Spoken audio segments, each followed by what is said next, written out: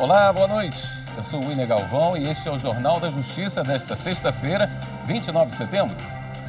O novo presidente do STF, ministro Luiz Roberto Barroso, concedeu hoje a primeira entrevista coletiva à imprensa.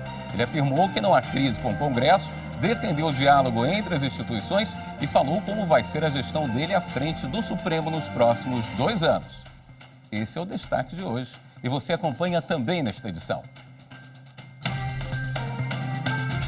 Supremo analisa se o Estado do Rio e a União são responsáveis pela morte de civis durante operações policiais. Habeas corpus do Superior Tribunal de Justiça tranca ação penal do ex-jogador de futebol Edmundo contra jornalista. E ainda, Justiça de Mato Grosso promove pesquisa para ajudar no combate aos casos de feminicídio.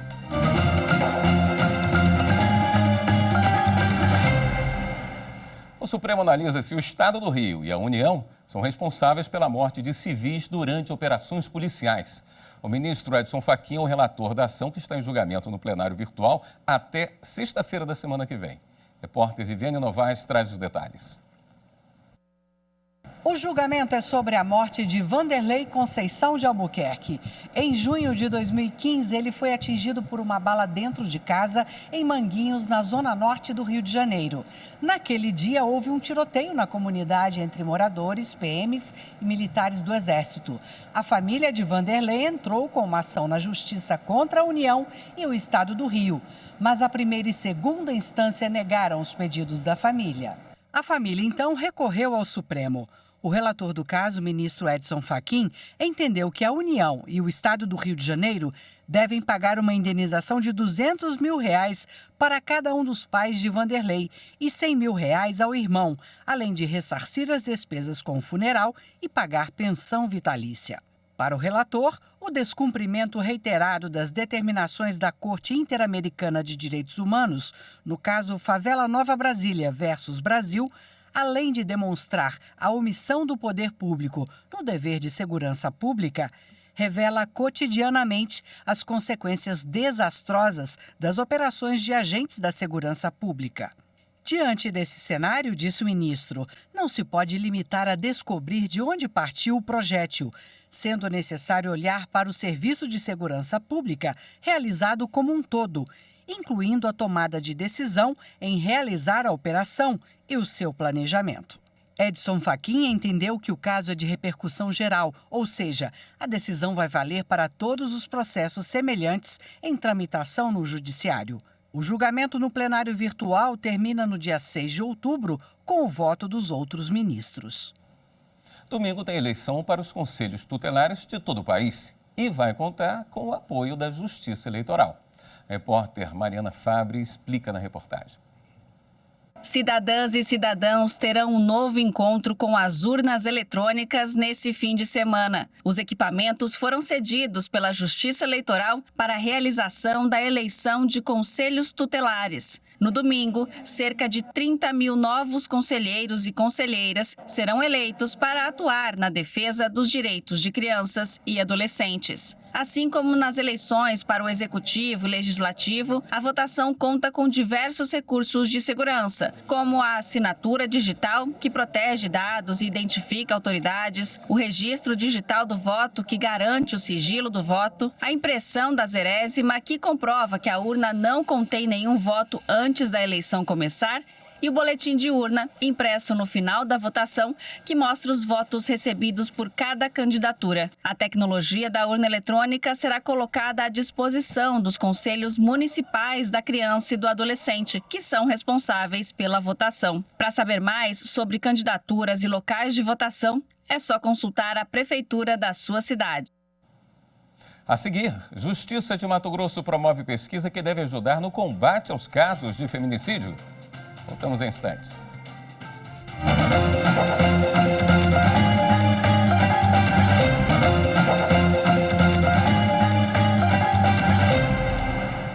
O ministro do Superior Tribunal de Justiça concede habeas corpus para trancar a ação penal em que o ex-jogador de futebol Edmundo acusava a jornalista Renata Mendonça de calúnia.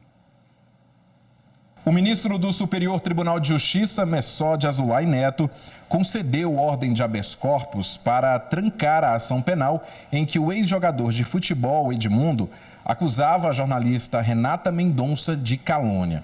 Ao atuar como comentarista da Band na final do Mundial de Clubes de 2022 entre Chelsea e Palmeiras, Edmundo afirmou que um jogador do time inglês possuía força física, mas não tinha técnica. Depois, a jornalista do Grupo Globo escreveu no Twitter, sem citar o ex-jogador, que o comentário repete um clichê racista, segundo o qual jogadores negros não têm técnica ou inteligência para jogar futebol. Edmundo, então, acusou a jornalista de cometer crime de calúnia. Mas, em decisão monocrática, o ministro Messode Azulay Neto destacou que a queixa-crime não demonstra ter havido contra o ex-jogador a importunação pela jornalista de um fato concreto e determinado que seja definido como crime na legislação, condição necessária para a caracterização da calúnia. Para o ministro, o texto publicado por Renata não definiu qualquer conduta criminosa que tivesse sido praticada pelo então comentarista da Band. Uma equipe multidisciplinar da Justiça de Mato Grosso está percorrendo o estado para entrevistar familiares e amigos de vítimas de feminicídio. O trabalho tem como objetivo entender o dia a dia e a dinâmica familiar e social em que essas mulheres estavam inseridas, além de identificar os sinais que precederam o crime. Repórter Carlos Celestino. As manchetes nos principais portais de notícias representam uma triste realidade em Mato Grosso. É o retrato do crime de feminicídio que continua crescendo. Dados da Secretaria Adjunta de Inteligência da Superintendência do Observatório de Segurança Pública mostram que de janeiro a agosto deste ano, 24 mulheres foram vítimas de feminicídio. O aumento constante nos casos de mulheres mortas, muitas delas pelos ex-companheiros que não aceitaram o fim dos relacionamentos, preocupa ainda mais a equipe da Coordenadoria Estadual da Mulher em Situação de Violência Doméstica e Familiar, que está unida com representantes de outros órgãos, realizando mais uma ação de enfrentamento ao feminicídio. Uma pesquisa está sendo feita ouvindo familiares e pessoas que tinham convívio com as mulheres vítimas de feminicídio. O foco são casos registrados no primeiro semestre deste ano. A gente decidiu fazer pesquisa com todas as vítimas de feminicídios consumados no estado de Mato Grosso inteiro. Qual a finalidade? Estudar essa mulher, porque a gente tem estatísticas básicas, assim, da renda, cor da pele, quantos filhos tinha, mas a vida, o dia a dia da vida dessa mulher, a gente não tem essas estatísticas. Então, a gente quer estudar, conversar com os parentes das vítimas de feminicídios e com as pessoas próximas, uma amiga mais próxima, uma colega do trabalho que estava dia a dia com ela, para saber quais fatores influenciaram para chegar no feminicídio. Com esse estudo, a gente pode, mais para frente, criar políticas públicas para diminuir esse índice que há muito tempo a gente não consegue diminuir. O questionário foi elaborado por 2 pesquisadoras de estudo de gêneros que foram convidadas para integrar a Ser Mulher. Rosana explica que a metodologia para a construção das 10 perguntas foram com base na Lei 11.340, a Maria da Penha. Precisávamos conhecer como é que era a vida dessas mulheres, né? Como que elas viviam, como que era a família, como que era a relação dela, do trabalho, porque a partir daí a gente ia entender como que se chegou, né, o ciclo da violência que ela estava vivendo, como se chegou até o assassinato. O estudo começou em junho deste ano e está sendo realizada por equipes da Ser Mulher nos 18 municípios de Mato Grosso que tiveram registros de feminicídio. A psicóloga Renata e a assistente social Adriane destacam que os familiares estão colaborando com o trabalho. Quando finalizado, o resultado será encaminhado ao governo do estado para a criação de projetos no enfrentamento e combate à violência contra a mulher. A aceitação dos familiares tem sido muito bom, né? Porque através da fala desses familiares, né, que a gente percebe um pouco de sofrimento, né, muito sofrimento, sentimentos de injustiça, né, de insegurança, né, para que possamos captar com maior fidedignidade como essa mulher viveu em sociedade. Em Alagoas, Centro Psiquiátrico Judiciário inicia transição de pacientes para a rede de atenção psicossocial. Repórter Lídia Lemos. Em funcionamento há 43 anos, o Centro Psiquiátrico Judiciário de Alagoas irá encerrar as atividades em maio de 2024.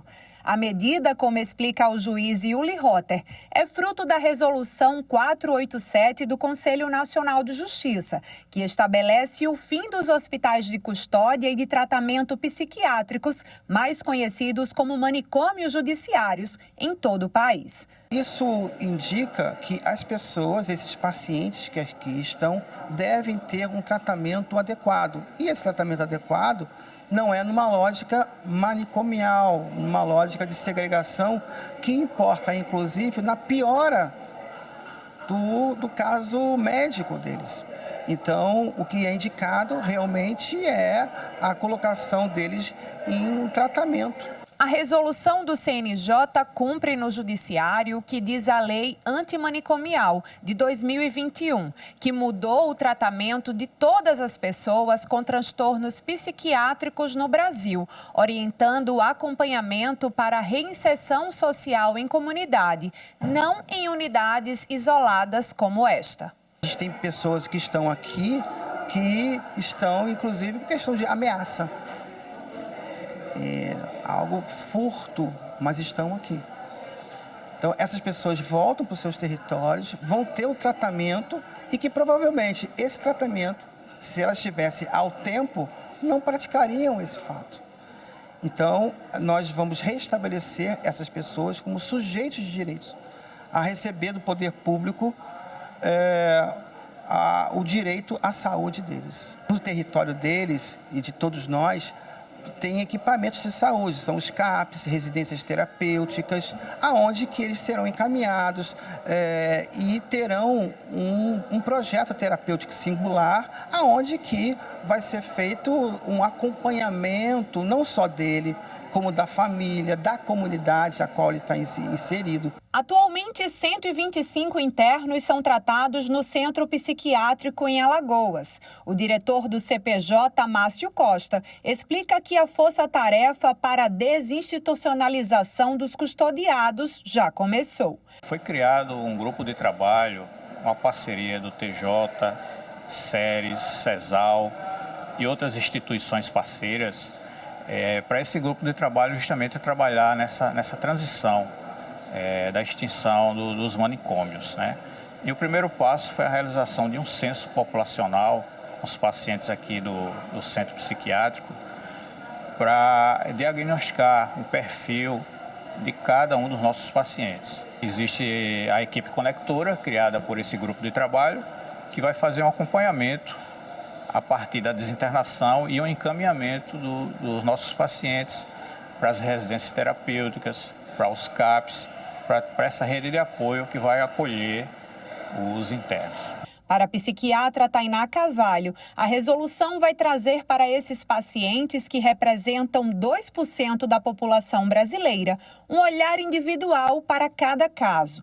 A médica acredita que essa mudança irá possibilitar um tratamento mais assertivo e justo para os custodiados. Ela vem para tornar possível um tratamento digno, né? Porque alguém que fica internado por muitos anos, sem necessariamente ter um critério de saúde, mas um critério da justiça, faz com que uma internação possa até ser um fator até de piora para essa pessoa. Claro que a gente entende que às vezes uma internação é dita como uma proteção até, né, em relação ao vínculo, mas tem que ser tentado ali com responsabilidade o laço, avaliando cada caso, senão a gente está fazendo institucionalização de alguém que vai piorando e que não vai retornar ali ao convívio melhor. A Semana Nacional de Execução Trabalhista 2023, promovida pela Justiça do Trabalho, chegou ao fim com recorde. A 13ª edição do mutirão movimentou mais de 4,3 bilhões de reais. O valor supera os 2,8 bilhões do ano passado. Repórter Rafael Oliveira tem mais informações. Dos 4,3 bilhões de reais movimentados esse ano, 1 bilhão e 200 milhões é oriundo de acordos firmados durante a Semana Nacional e 1 bilhão e 800 de pagamentos liberados por meio de alvarás. Os valores recolhidos a título de INSS e Imposto de Renda superaram os 380 milhões. O slogan desta edição foi "Processos são vidas, a justiça além dos números". A campanha realizou mais de 77,3 mil audiências, homologou 21,9 mil acordos e promoveu 607 leilões de bens para a quitação de dívidas trabalhistas. Entre os tribunais regionais do trabalho de grande porte, o primeiro colocado em movimentação financeira foi o da primeira região no Rio de Janeiro. O TRT da 10ª região, que abrange o Distrito Federal e o Tocantins, liderou entre os de médio porte. E o TRT da 17ª região no Espírito Santo ficou no topo da lista entre os de pequeno porte. A edição deste ano ficou marcada também pela primeira participação do Tribunal Superior do Trabalho no evento. As ações foram conduzidas pelo Centro Judiciário de Métodos Consensuais de Solução de Conflitos, o Sejusc-TST. Os dados consolidados podem ser conferidos no painel da Semana Nacional da Execução Trabalhista. A seguir, você acompanha os principais pontos da entrevista coletiva do novo presidente do Supremo Tribunal Federal.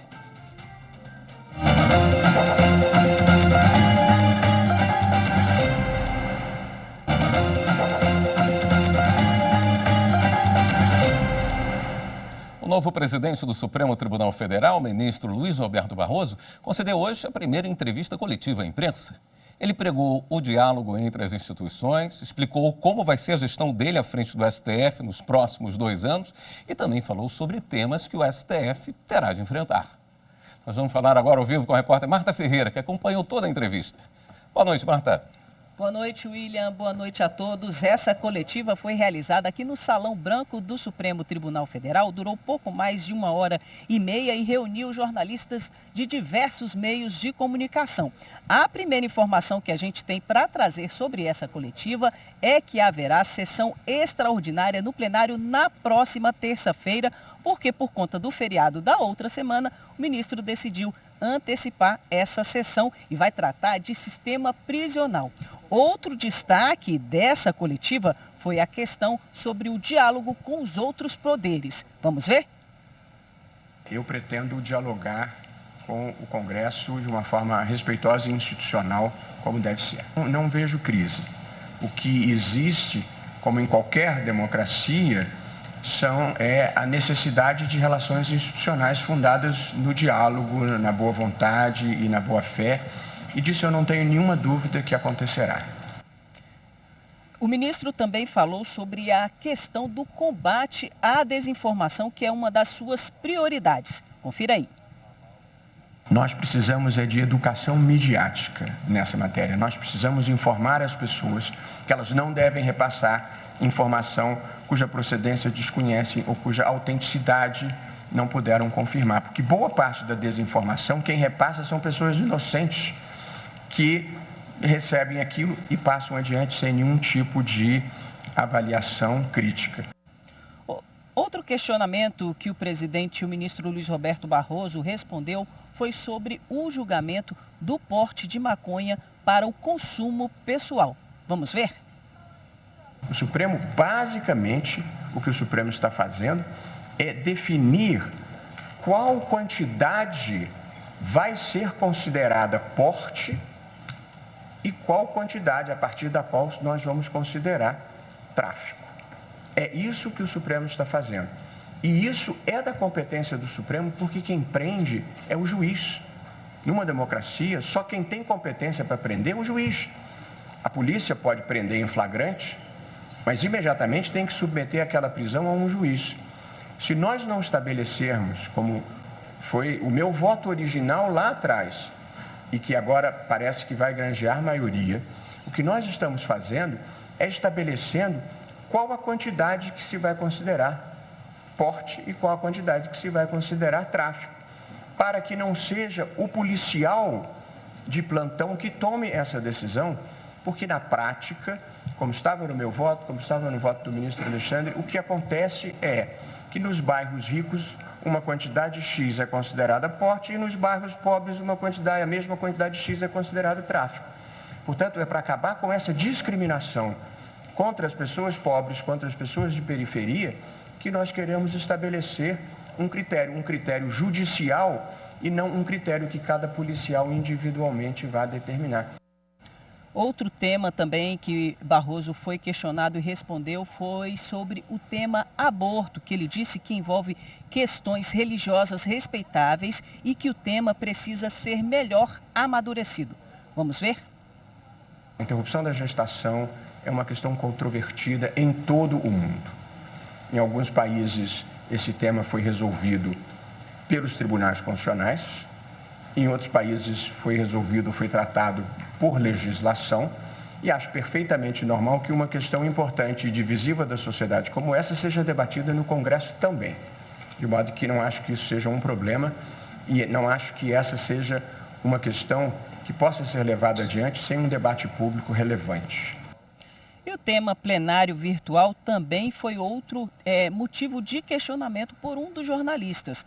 Barroso explicou que o processo vai para plenário virtual quando é decidido pelo próprio relator.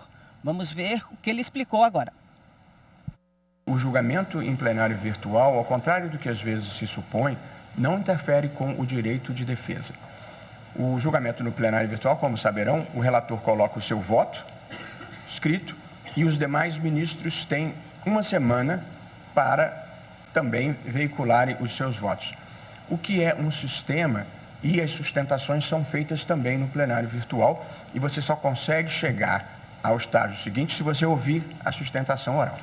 Pois bem, na prática, o julgamento em plenário virtual dá ao ministro mais tempo de estudo e reflexão do que o voto no plenário físico, porque pelo sistema de deliberação no Brasil, geralmente você não tem o voto do relator quando você comparece ao plenário físico. Alguns ministros eu mesmo distribuo sempre, pelo menos, a ementa do meu voto, e outros ministros não distribuem, que aliás sempre foi a tradição do Supremo. Portanto, você pode já ter estudado o processo, mas você só fica sabendo do voto do relator na sessão em que você vai votar. E, portanto, você tem muito menos tempo de reflexão sobre o voto do relator do que você tem no plenário virtual, que você tem uma semana e pode estudar, pode sentar com a sua assessoria, pode fazer uma pesquisa. Nessa coletiva também, Barroso explicou quais são os 3 principais eixos de sua gestão. Vamos ver? Às vezes é uma falha nossa, a linguagem jurídica às vezes é técnica, às vezes é obscura e ela é compreendida de forma imperfeita por quem vai transmitir essas notícias. Nós estamos organizando aqui, Mari, Aline, eu, todos nós, para ao final de cada julgamento importante, nós fazermos uma informação à sociedade, explicando em linguagem simples exatamente o que foi decidido. Outro ponto que mereceu destaque durante essa coletiva é que o novo presidente do Supremo Tribunal Federal, ministro Luiz Roberto Barroso, ele pretende devolver às turmas as análises das ações penais. Vamos ouvir? Há uma possível alteração a ser debatida, que é a volta das ações penais para as turmas. Porque as ações penais, elas tomam muito tempo do plenário. E o plenário, no geral, deve ser reservado para as ações de impacto coletivo, portanto, para os casos de repercussão geral e para as ações diretas, mais do que para as discussões individuais. As discussões de casos individuais geralmente ficam nas turmas, que são os mandados de segurança, as reclamações, os habeas corpus, e, portanto, há essa ideia de retomar o debate da volta das ações penais para as turmas, para agilizar os processos. Desde que as ações penais passaram para o plenário, nós conseguimos julgar muito poucas, porque o plenário tem outras prioridades verdadeiramente e há riscos de prescrição e punição que se faz muitos anos depois do delito acaba não produzindo o efeito de prevenção geral que se deseja. Esta edição do Jornal da Justiça fica por aqui. Obrigado pela sua companhia. Um ótimo fim de semana.